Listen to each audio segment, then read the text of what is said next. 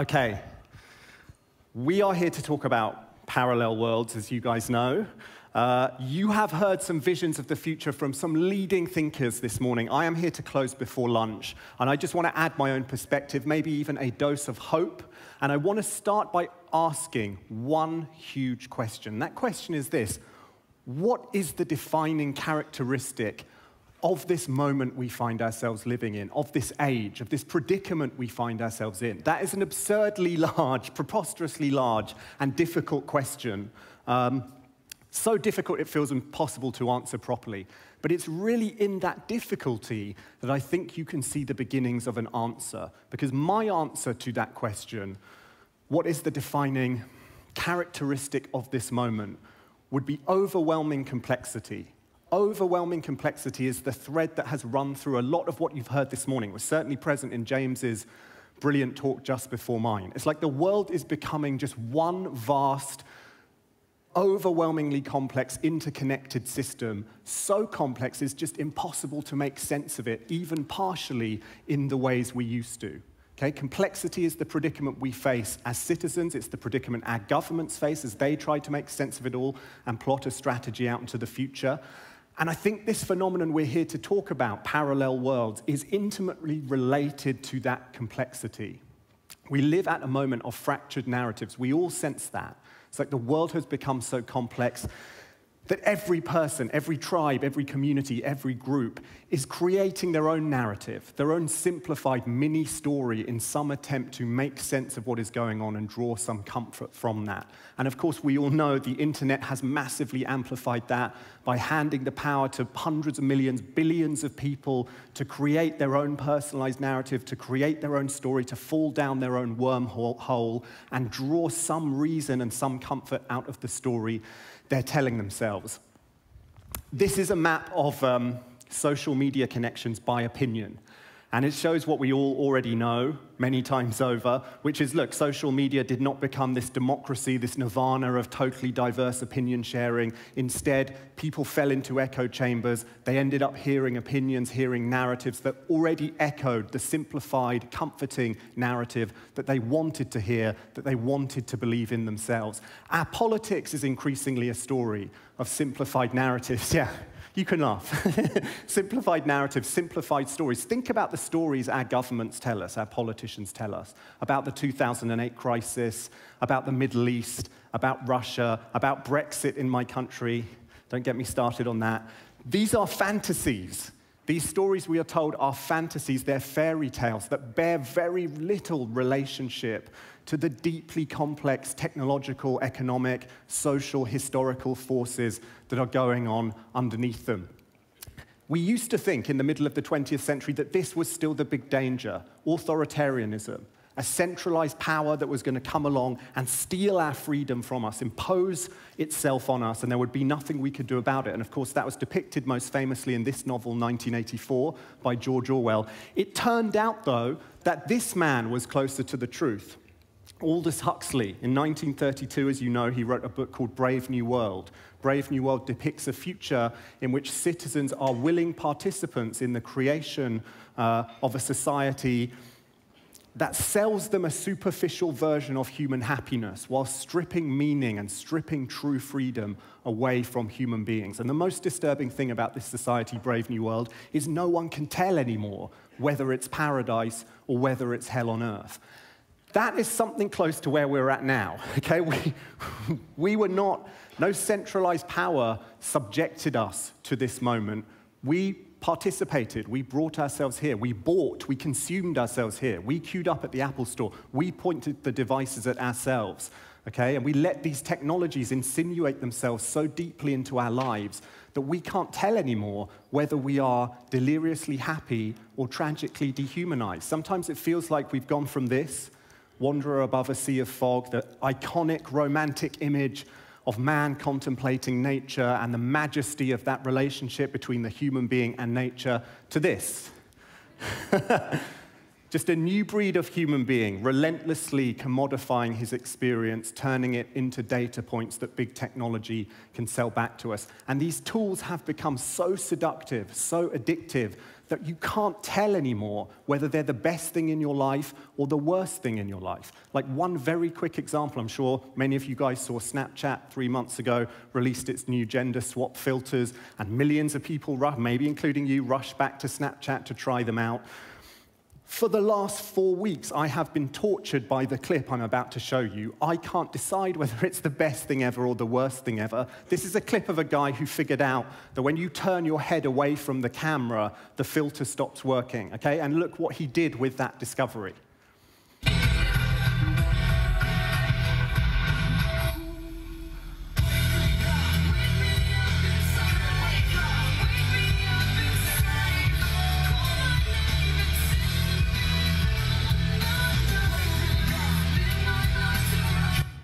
Yeah, now is that amazing or is it terrible?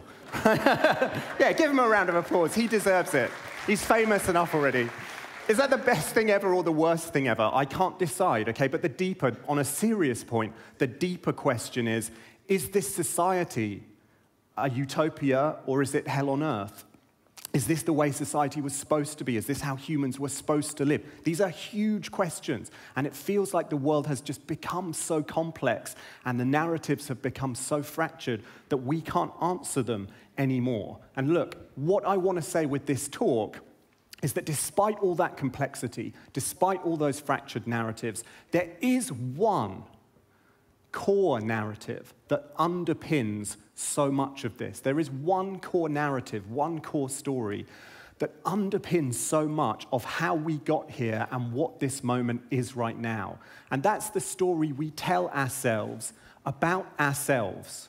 It's the story we tell ourselves about what a human being is. Like underpinning so much of this moment right now is a specific certain model of a human being. And that's a model of a human being essentially as an individual, atomized, rational decider, a rational choice machine.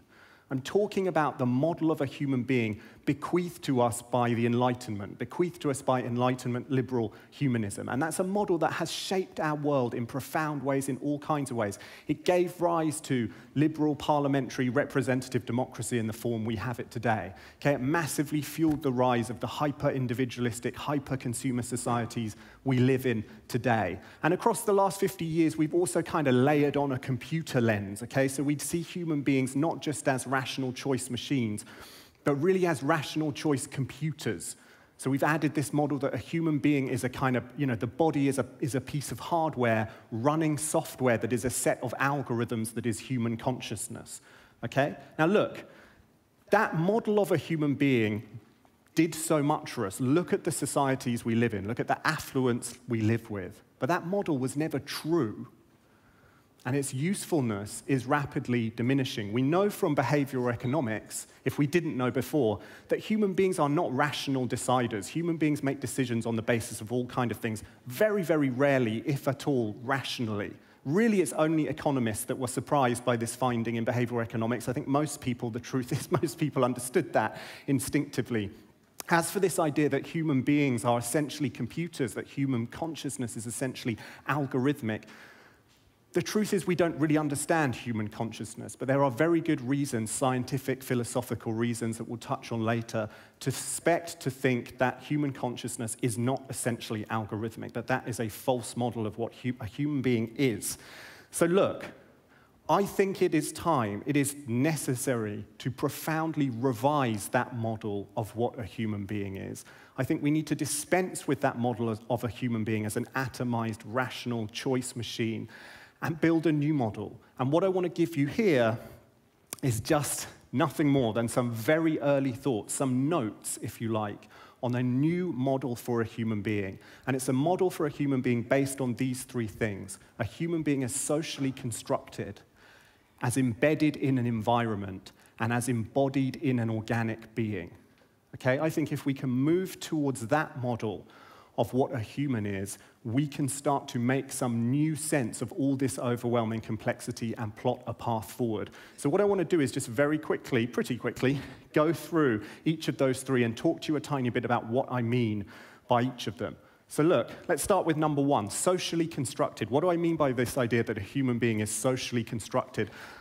I simply mean that this model of a human being as a totally atomized, sovereign individual who is entirely her own creation is a fiction. It was a useful fiction in a number of ways, but it's created some imbalances now that really need rebalancing, because the truth, or closer to the truth, is that human beings are necessarily social animals. We're social creatures. We exist within a social collective. We exist within a society that sends us signals all the time that we can accept or we can reject, we can push back on, and it's in that process of acceptance and rejection that we build some kind of meaningful individual self, meaningful personality, and you really can't make sense of the idea of an individual human being without that social context to define the individual, okay? We're necessarily social creatures. Now, even the most rampant individualist, in the end, I think, would concede that. I'm not saying anything truly new here, but what I am saying is we've lost sight of it. In the hyper-individualistic world we live in now, we have lost sight of that truth, and it is necessary to reassert it. And I would love you guys, as innovators, to direct yourself towards innovations that help reassert that truth about the human collective. And I just want to show you some innovations that I've chosen basically because they're just innovations that have poured in from our spotting network literally across the last couple of months that remind me, that embody these ideas, okay? Like, take this very quick example. This is Alice. Alice is a service that essentially gives minimum wage, low-paid workers in the US a pay rise. The tax regulations in the US are quite unusual. Like, if you're an employee of a company, you can claim certain expenses against your tax bill, like the expense of traveling to work, the expense of childcare, things like that. For minimum wage, low-paid workers, they very, very often miss out on that benefit. Their employer does not set the system up to allow them to benefit from it. What Alice does is it syncs to your employer's payroll, it gives you a bank card, and when you spend on an allowable expense, you know, childcare, travel to work, whatever it is, it automatically claims it against your tax bill. And it gives minimum wage workers in this way in the US a pay rise, on average between $500 and $1,000 a year. Now, this might seem like not a massive deal to you. You know, this is very far from the solution to all our problems, very, very far. But it usually takes an act of Congress to give minimum wage workers in the US a pay rise of that level. So it's a huge deal to the people we're talking about. You can think about new partnerships. This is BMW, Ford, Volvo, all coming together to create a third-party platform where data from connected cars will be shared, like data about road safety, about accidents, about all of that. So when we're driving in connected cars or self-driving connected cars, there will be a platform that collects real-time safety, road, traffic conditions data, and distributes that to the collective, and that will make driving safer, that will save lives. We're very, very far, of course, from a world where big car corporations are saving the world, very far, but this is a start, and I want you guys to think about it. This is a beautiful example. This is Huawei. Here's a great example of how to use technology to help repair social bonds and reassert the importance of the collective. Just check this out for a second. The blind and visually impaired have many abilities that help them navigate the world. But there is one thing they can't do: read other people's faces and expressions. Could technology help them somehow see a smile? Huawei facing emotions. It's simple. Point the Huawei Mate 20 Pro towards a person. The camera then recognizes the emotion on their face, and AI then translates this into a unique sound. Now a blind or visually impaired person can actually hear your smile. This process happens in real time and works in offline mode, all made possible thanks to the Mate 20 Pro's advanced camera, AI chipset, and powerful processor. We worked hand in hand with the visually impaired community to create a user experience and app interface that was easy to navigate. The sounds representing each emotion were crafted in cooperation with a visually impaired composer.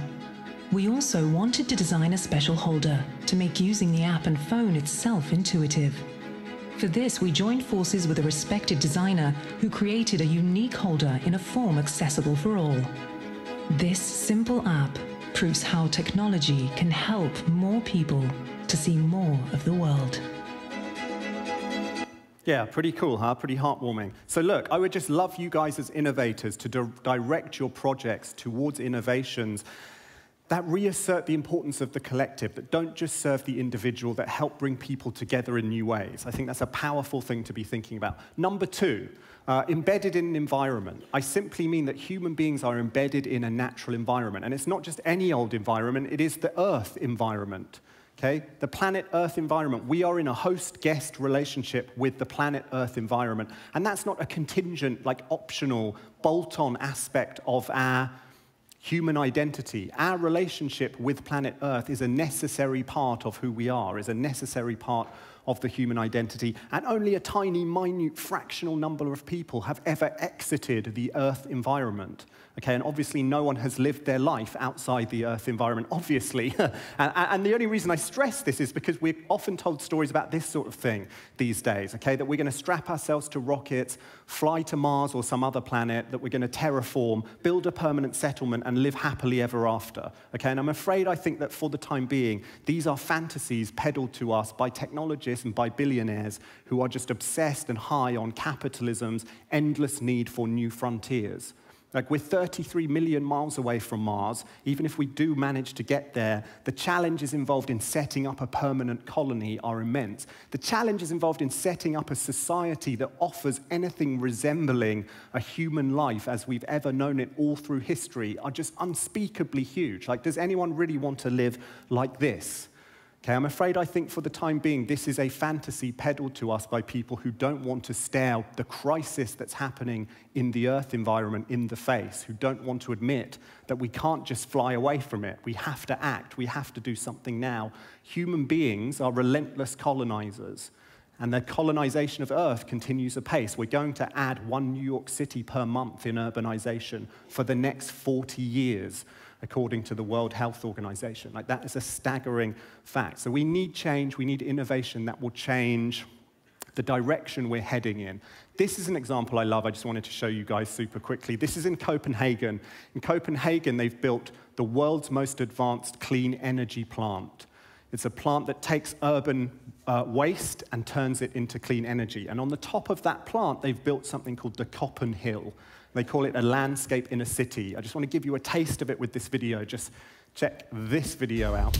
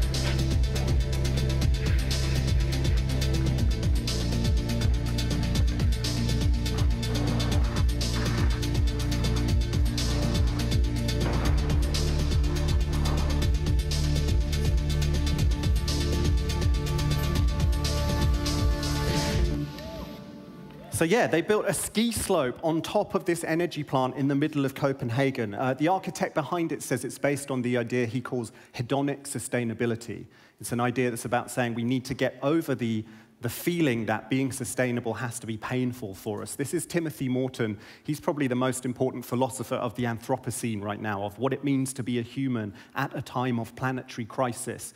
And he says that, look, being sustainable shouldn't have to be a painful thing. Being sustainable means you can have a disco in every room in your house, is one of his most famous quotes. It just means you have to put solar panels on the roof. I think he would like the Copenhill. I think he would like the idea of hedonic sustainability. You guys aren't going to go and build a waste energy plant with a ski slope on the top. What can you do? You can direct your innovation efforts towards a model of a human being that sees us as necessarily, probably forever, embedded in the Earth environment. And you can do it in just tiny ways. You can make a tiny difference, lots of tiny differences, make a profound difference. This is Arcadia Power. This is a new service in the US that essentially acts as a clean energy consultant for users. It syncs to your energy account. It goes out to the market. It finds the cleanest energy available to you where you live. It negotiates the best price for you, and it automatically signs you up. This is an Australian company that used drones to shoot pellets into rural Burma to aid reforestation, okay? So look, instead of using your drone, instead of using your next innovation to serve this ever more baroque set of needs and convenience and desire that consumers have, think about directing your innovation efforts towards a model of a human being as embedded in an environment. Okay, number 3, and the last one. Humans are embodied as organic beings. What do I mean by that? Look, there's this idea going around right now that algorithms will soon know us better than we know ourselves. And that is an insidious idea, because what it does is encourages a fatalism in the face of a future totally shaped by algorithms. It encourages us to feel like, look, the Facebook algorithm, the Amazon, the Google, the Instagram algorithm, all these algorithms will soon eclipse my own knowledge of myself, and there's nothing I can do in the face of their attempts to shape our society, shape our democracy, shape my future, and I may as well just give up and let that happen. And look, it's true, algorithms can do some pretty amazing things these days. They can take a picture like this, created by a human, and turn it into that, which is an even weirder picture. This is Google's Deep Dream algorithm. But underpinning this idea that algorithms will know us better than we know ourselves is a deeper idea, an idea that's one level down. And that's the idea I talked about, I mentioned earlier, this idea that humans themselves are algorithms, that the human body is a piece of hardware running software that's algorithms that are human consciousness. And this is increasingly presented to us as though it's a kind of scientific fact. It's not scientific fact. We really don't understand the nature of human consciousness very well yet, but there are very good reasons to believe that it is not essentially a set of algorithms. Back in the 1970s, the philosopher Thomas Nagel wrote this philosophy paper. I'm sure many of you have heard of it. What is it like to be a bat?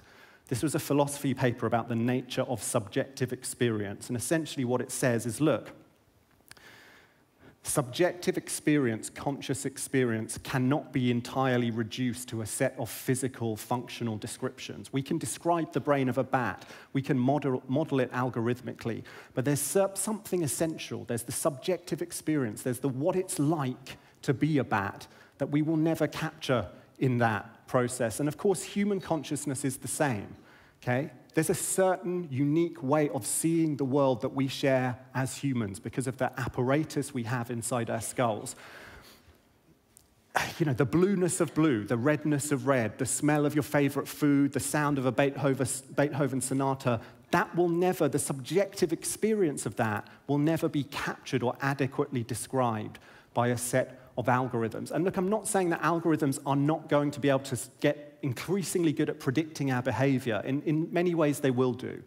But it really pays to remember there's something essential about being a human being. There's something essential about the human way of seeing, about our subjective experience that cannot be described functionally, that cannot be described by an algorithm. And if you remember that, it gives you a kind of base camp, a mental place from which to resist this idea that we are powerless in the face of algorithms and their attempts to shape our societies.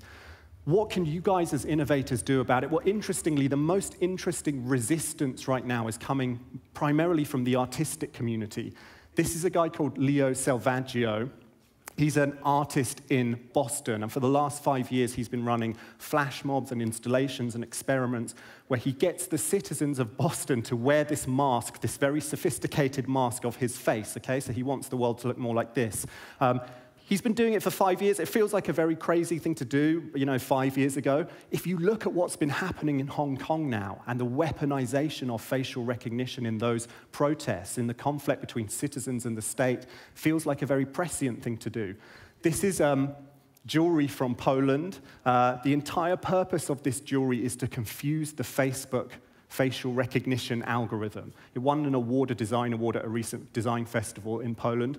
But look, there are things you guys can do that innovators can do too. This is a tool. This is Airline Privacy. This is a tool that lets airline passengers know which airlines use facial recognition and allows them to plot a path around the world from one destination to another without falling prey to facial recognition. And I'm just intrigued by the question, ooh, that slide doesn't really work. What is the unsubscribe button going to be for this age of facial recognition, for this age of biometrics? So look, I'm going to wrap up because I need 3 more minutes maybe, and then I'm out here. I think it is time to move to a new model of a human being. James talked in his talk about maneuvers. I love that word, the maneuvers we need to make. This is, I think, the core maneuver, the principal maneuver. It's not about a new technology, it's not about a new app, it's not about a new innovation.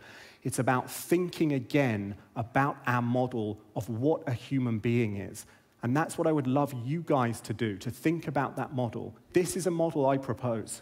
Constructed socially, embedded in an environment, embodied organically as human beings. And I would just love you guys as innovators not to just think about the next technology, not to just think even about the human needs that you're trying to serve, but think deeply about what is a human being, okay, and how can we innovate to inform a model that allows human beings to flourish, that is a more accurate model of what a human being truly is.